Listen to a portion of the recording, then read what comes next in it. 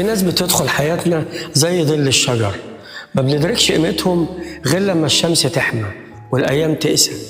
العشرة الطيبة ما بتتقاسش بعدد السنين ولا بكم مرة تقابلنا.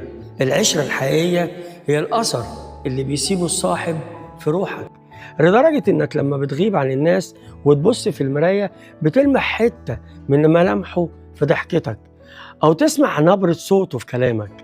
أصعب حتة في الفراق مش إنك تفقد شخص، الأصعب هو إنك تفضل شايل السيرة لوحدك.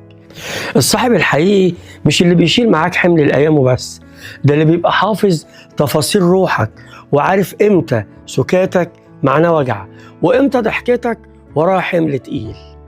في ناس مكانها ما بتمليش، بس الغريب إنك كل ما الدنيا تضيق بيك تفتكر الكلمة اللي كان بيقولها دايما كأنه لسه قاعد معاك في نفس الأوضة وبيطبطب على كتفك.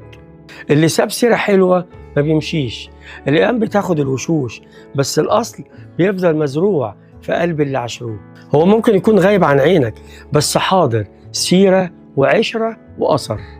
الأصحاب الطيبين ما بيروحوش، هما بس بيغيروا أماكن قعدتهم وبيسيبوا مكانهم دافي.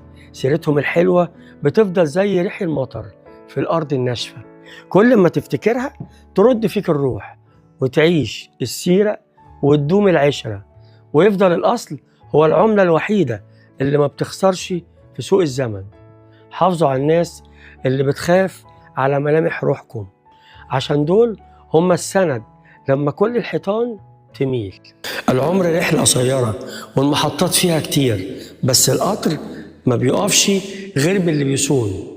ما تستنوش لما الكراسي تفضى عشان تفتكروا قيمة اللي كانوا قاعدين عليها.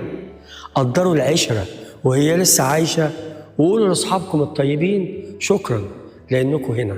فتشوا في زحمة الأيام عن الوشوش الصادقة وامسكوا فيهم بإيديكم واسنانكم، عشان في زمن المظاهر مفيش أغلى من قلوب حقيقية بتحبنا وما بتبطلش مننا تبرير وسيرة حلوة نتدفى بيها لما الدنيا تبرد من حوالينا.